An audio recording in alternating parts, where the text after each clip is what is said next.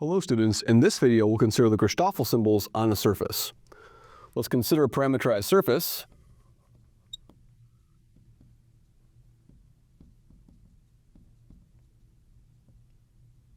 R of u and v. Then,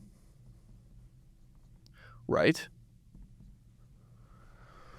well, we can write a couple different things. We can write the second derivative of r with respect to the first parameter u as some number over here. I'm going to call that parameter over here gamma of 1, 1, 1 ru plus gamma of 1, 1, 2 rv like this.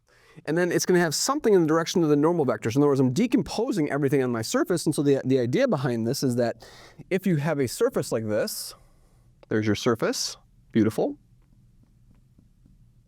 If you look at a particular point over here, a particular point on that surface, you have your RU, you have RV,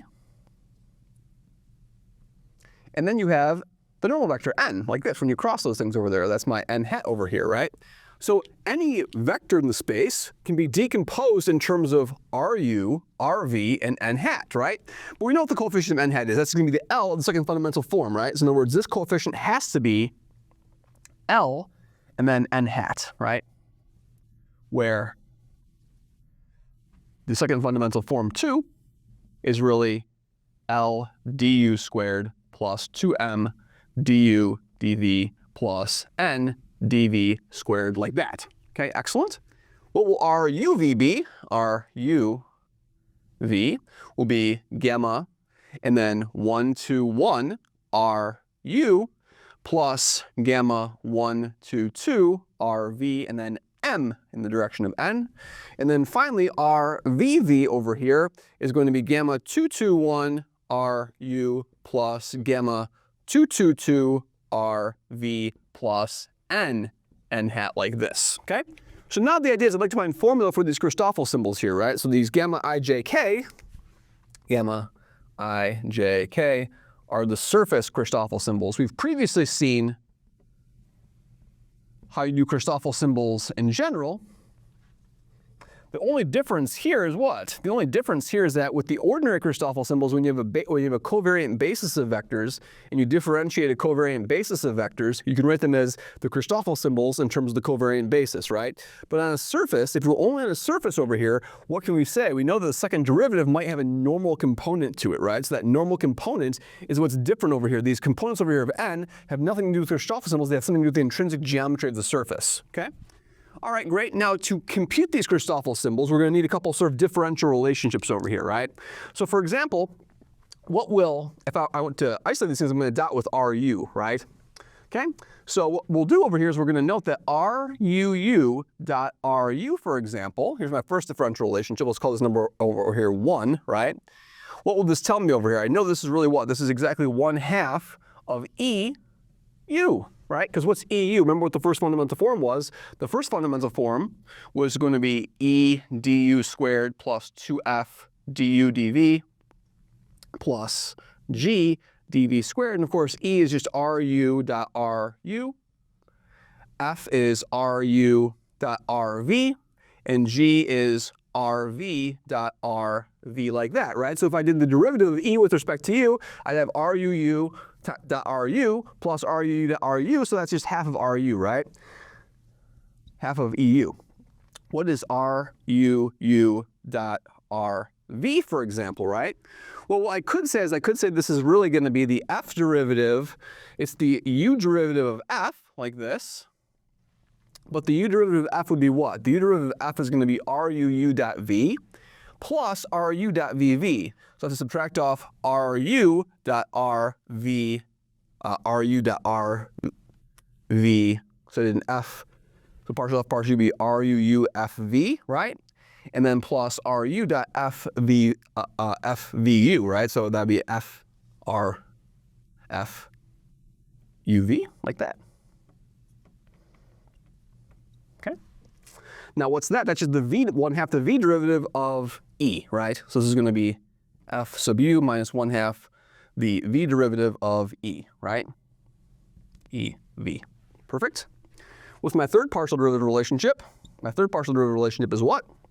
Of course, you just check these formulas too, right? So of course, FU would be what? It'd be RU U dot RV, and that'd be plus RU dot R, and then UV. And of course, this thing over here, we've already seen IW, they just want to have the EV derivative. Okay, excellent. Excellent, excellent. So now what would the third thing be? Let's do an RUV dot RU. What will this be? That's just going to be half the derivative of what? Half the V derivative of E, like that, right? And then what would 4 be? 4 would be RU V dot RV. That would be what? That would be half the U derivative, half the U derivative of what? Half the U derivative of G, like that. Excellent. What will 5 be? 5 over here is going to be what? We got to do the VV terms now, right? So if I do RVV dot RV, for example, that would be what? That would be half the V derivative of G, right? Like that. And finally, what's 6 over here? RVV dot RU. Well, what it could be is that could be a V derivative of F over here. It could be a V derivative of F, but the V derivative of F is going to be short something, right? It's going to be short 1/2 the what?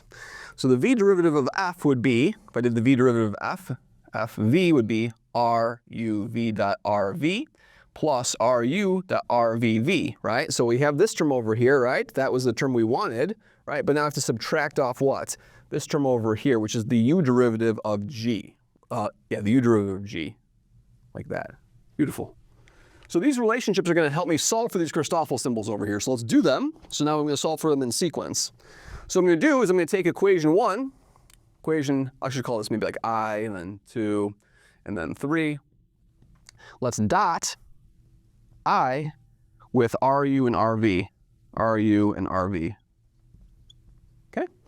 And if we do that, what's going to happen over here? So if I do that, we're going to have RU U dot RU. That equation over here is 1/2 EU, so that's going to be 1/2 E sub U is equal to what? Is equal to gamma 1, 1, 1.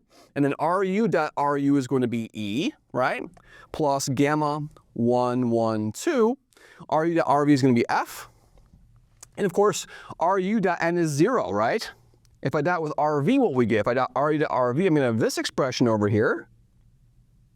This F sub U minus 1/2 F sub U minus 1/2 E sub V is equal to what?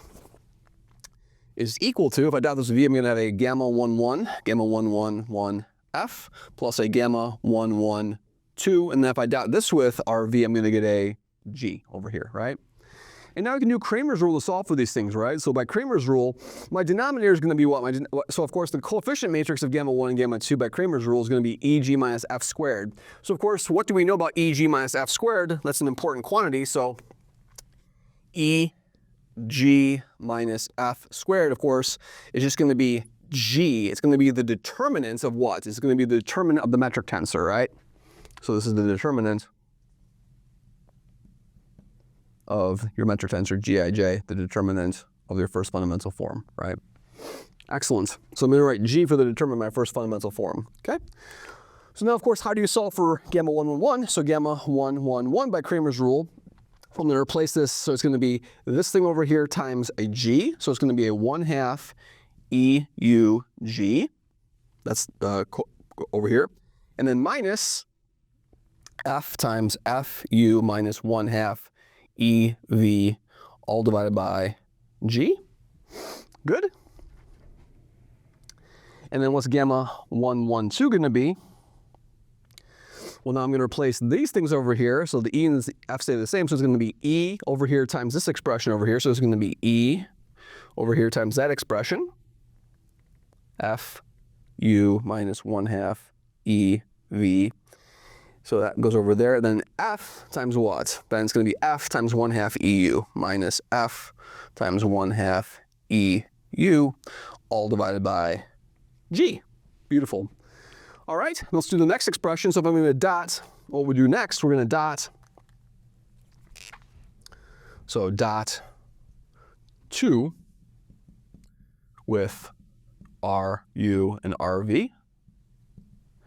And if we do that, what's going to happen over here, if I dot 2 with RU and RV, so if I dot with U, I'm going to have a what? I'm going to have an F.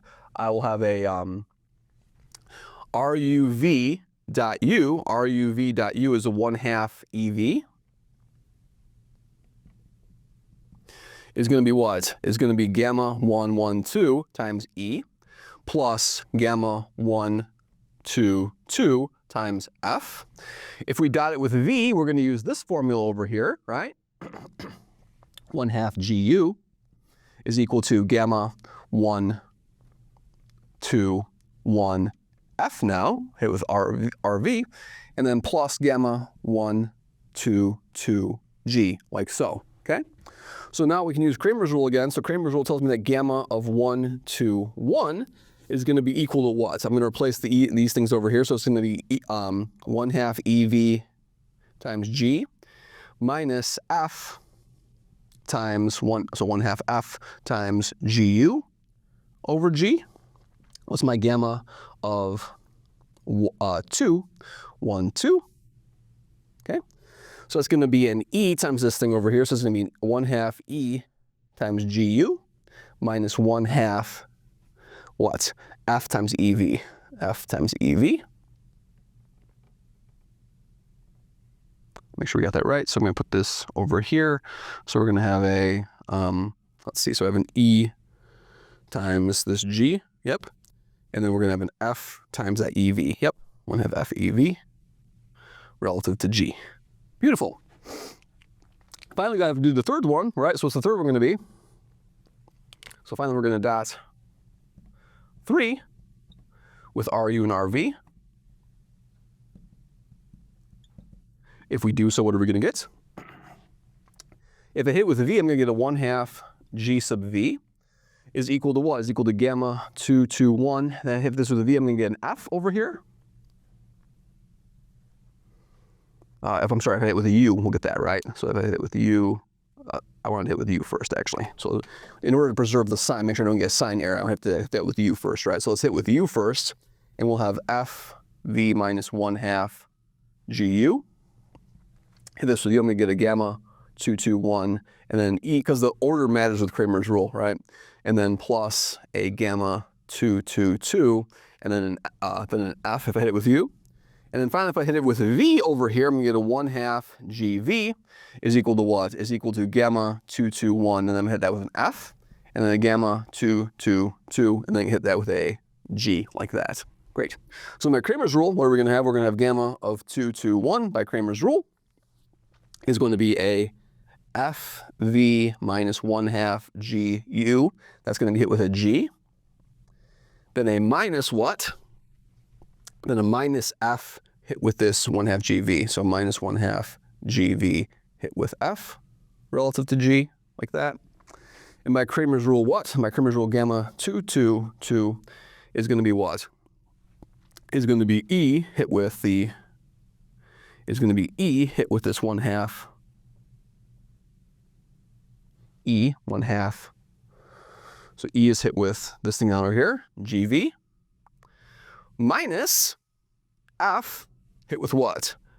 F, so I'm replacing this over here, so F hit with this thing over here. So F with FV minus 1/2 GU, all divided by G. Beautiful. Of course, G, of course, is EG minus F, F squared to determine the metric tensor. So what I have over here is we have these beautiful formulas for all these Christoffel symbols. Now the important thing to realize with these symbols over here, with these Christoffel symbols, is that they're all written in terms of the what? They're all written in terms of the first fundamental form only. So they're written, so gamma ijk depend on E, F, and G and their derivatives, right? Okay. And this is going to play an important role. It may seem sort of silly right now, but what's going to happen is when we start to understand when we start to write down the formula for the Riemann tensor, for the Riemann curvature, we're going to see that the Riemann curvature explicitly only depends on the second fundamental form and the first fundamental form. But these formulas over here for the Christoffel symbols in the normal vector is going to allow me to conclude the theorem Regium of Gauss, which states that the Gaussian curvature only depends on the first fundamental form. And these expressions over here are the essential component. These Gauss formulas for the Christoffel symbols are the essential component in understanding the theorem a regium of Gauss. Thank you very much.